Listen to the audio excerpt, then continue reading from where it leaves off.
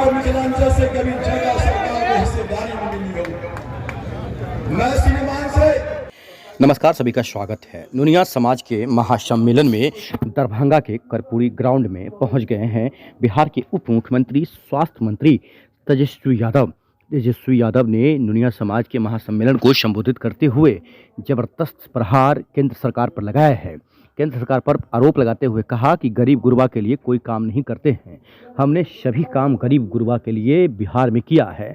इस दौरान सामने तस्वीर देख पा रहे हैं, हजारों की संख्या में लोग यहां पर मौजूद हैं। आपको बता दें कि विभिन्न प्रखंड से नुनिया समाज के ही नहीं, अलग अलग जो खासकर तेजस्वी यादव से प्यार करते हैं, जो राजद से प्यार करते हैं, जो राजद के समर्थक हैं, वो सभी लोग पहुंचे हुए हैं।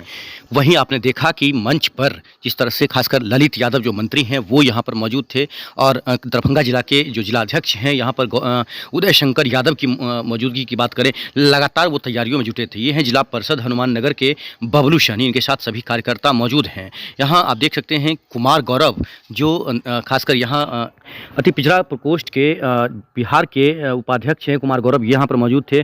साथ ही आपने देखा कि मंच पर जो है मंच पर यहाँ पर जो खासकर 72,000 के करीब वोट लेने वाले बहादुरपुर से आर.के. चौधरी, बहादुरपुर से देख सकते हैं आर.के. चौधरी पीछे खड़े हैं। ये कहीं ना कहीं लोगों को भी आश्चर्य लगा, और खासकर सभी पत्रकारों को भी आश्चर्य लगा कि आर.के. चौधरी इतने कद्दावर नेता हैं राजद के, दरभंगा जिला के, और वो मंच पर साइड में खड़े हैं। तो आयोजक को ही नहीं, किसी न किसी को ध्यान देना चाहिए था, उन्हें एक कुर्सी देना चाहिए था बैठने के लिए। तो ये कहीं ना कहीं एक अलग मैसेज जाता है। तो ऐसे में आगे से जो आयोजक हैं उनको भी सोचने की ज़रूरत है कि अगर कद्दावर नेता हैं, अगर आ गए हैं मंच पर, तो उन्हें एक कुर्सी देने की ज़रूरत है। देखिए, वैसे खासकर इतने देख सकते हैं भारी संख्या में लोग यहाँ पर मौजूद थे, और तेजस्वी यादव का जोरदार तरीके से स्वागत सम्मान किया गया है। जो अशोक कुमार हैं, जो नुनिया समाज के दरभंगा जिला के, वो यहाँ पर ज़बरदस्त तरीके से उन्होंने तैयारी किया था, और अशोक कुमार ने तैयारी के बाद यहाँ तेजस्वी यादव यहाँ पहुँचे और ज़बरदस्त प्रोग्राम किया गया।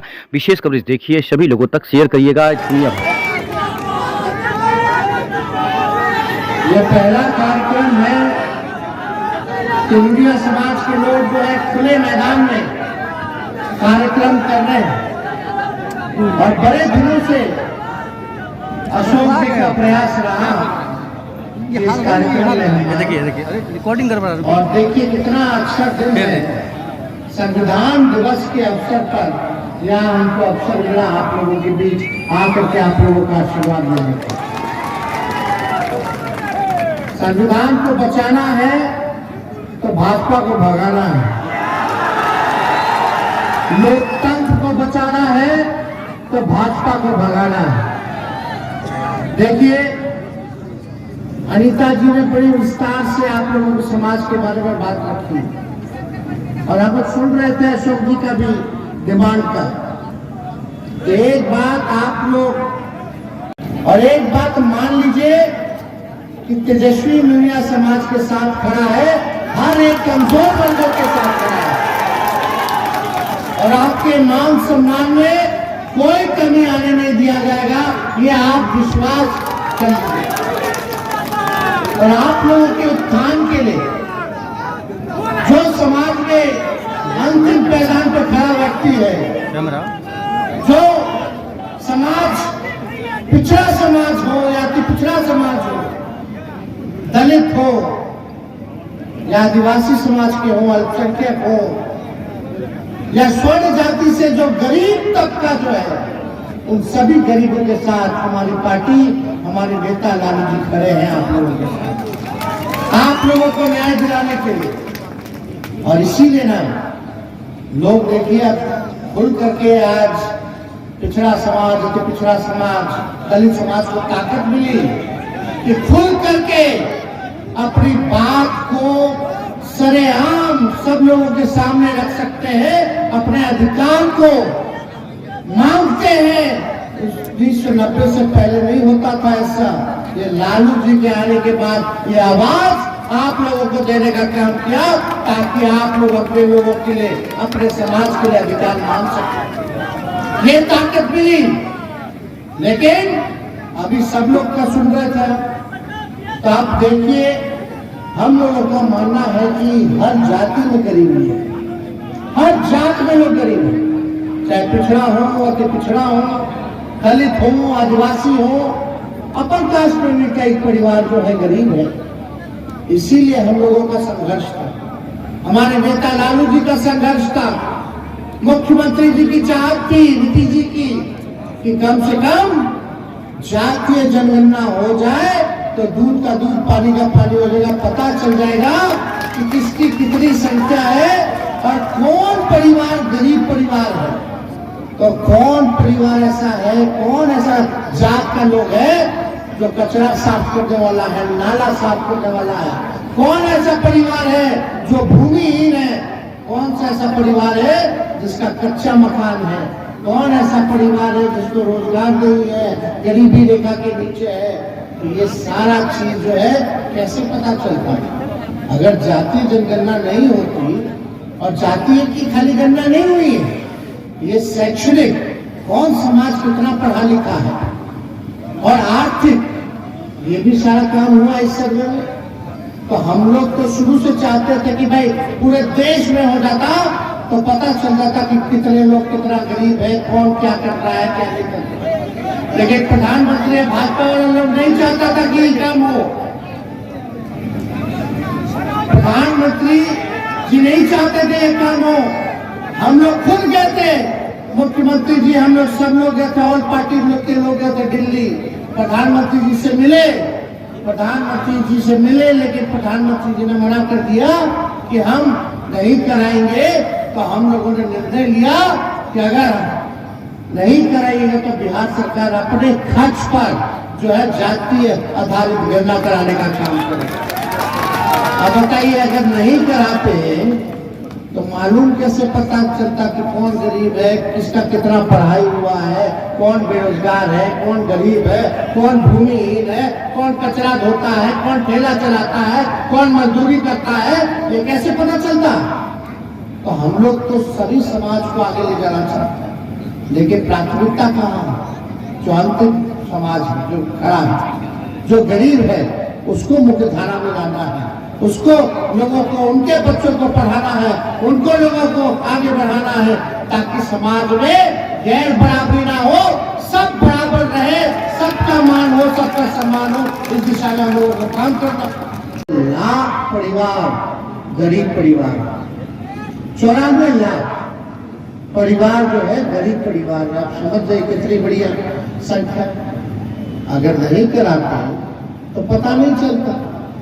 हम लोग योजना बनाते जाते, लेकिन लाभ उन गरीब परिवार को नहीं पहुंचता। लेकिन अब हमको पता है, सरकार को पता है कौन परिवार जो है गरीब है, अब उसके लिए काम करना, कौन परिवार भूमिहीन है। तो हम लोगों ने संख्या जब हुई तो अति पिछड़ा का संख्या बढ़ा, पिछड़ा का संख्या बढ़ा,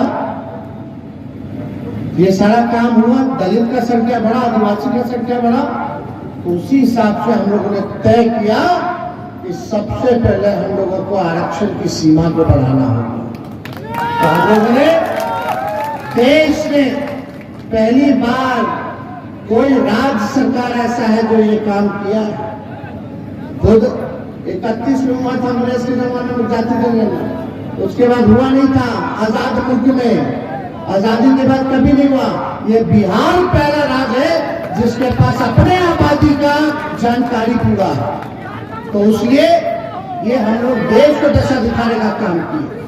अब पूरे देश में जो है इसकी मांग जो है हो रही है, सब कोई मांग रहा है। तो राहुल गांधी जी भी देखिए जाति जनगणना के पक्ष में, हर रीजनल पार्टी, क्षेत्रीय दल जाति जनगणना के पक्ष में। तो अब जब पता चला तो हम लोगों ने आरक्षण बढ़ा दिया, हम लोगों ने पिछड़ा का बढ़ाया, अति पिछड़ा का बढ़ाया, दलित का बढ़ाया, आदिवासियों का बढ़ाया, स्वर्ण जाति का पहले से 10% था, हम लोगों ने 50 को 65 कर दिया, 65 और 10 यानी 75% जो है आरक्षण हम लोगों ने देने का काम किया। और जब पिछड़ा का बढ़ा, अति पिछड़ा का बढ़ा, दलित का बढ़ा, तो जो समाज के लोग, आप लोग जो अति पिछड़ा समाज से आते हैं, तो फायदा तो आप लोगों को होगा कि नहीं होगा? नौकरी लगेगा आप सरकारी, तो उसमें आरक्षण हो गया है, अति पिछड़ा का बढ़ गया है, तो फायदा होगा कि नहीं होगा? पढ़ाई लिखाई, एडमिशन, शैक्षणिक संस्थानों में आपके बाल बच्चों को फायदा होगा। यही तो हम लोगों की लड़ाई थी। न्याय करना है तो सबके साथ करना है। खाली दुनिया समाज तो गरीब है ही, लेकिन और भी तो इनके साथी जो है वो लोग भी तो गरीब है। तो हम लोगों की तो पूरी जिम्मेवारी बनती कि सब गरीब को ना एक साथ लेके चलना है, चाहे कोई जात के हो। आगे तो सबको बढ़ाना, तो हम लोगों ने आरक्षण की सीमा बढ़ा दी। और आप भाई बात सुनिए, 94 लाख जो परिवार है जिसका आय 6,000 से कम है, जो गरीबी रेखा के अंतर हम लोगों ने माना है, उस परिवार में ना नौकरी है ना रोजगार है। तो अब हम लोग क्या करेंगे? आंकड़ा तो आ गया, अब करेंगे क्या? पहला काम हम लोगों ने आरक्षण को बढ़ाया। दूसरा काम, क्योंकि ये सरकार सामाजिक न्याय के साथ आर्थिक न्याय देने वाली सरकार है, इसलिए हम लोगों ने ये फैसला किया है, माननीय मुख्यमंत्री जी और हम सब लोगों ने महागठबंधन की सरकार ने लालू जी के आशीर्वाद से, कि जो परिवार गरीबी रेखा के अंतर्गत आता है, जिसको रोजगार नौकरी नहीं है, उसको 2 लाख रुपया देने का काम करेंगे। 2 लाख। और जो भूमिहीन है, जिसको जमीन नहीं है अपना कमरा बनाने के लिए पक्का, तो हम लोगों ने फैसला किया कि कई ऐसे भूमिहीन है जिनका जमीन नहीं है, तो सरकार ने निर्णय किया है वैसे व्यक्तियों को, वैसे परिवार को 1 लाख रुपया दे करके मदद करेगी, ताकि वो अपना भूमि जो है वो खरीदे। अभी तो 1 लाख का है, जरूरत पड़ेगा तो और भी बढ़ा दिया जाएगा, उसकी चिंता नहीं करनी है। लेकिन अभी तो भूमि जिसको लिए उसको 1 लाख रुपया, जिसको रोजगार नहीं, गरीबी रेखा के अंतर्गत उसको 2 लाख रुपया, घर पक्का मकान बनाने के लिए 1,20,000 रुपया।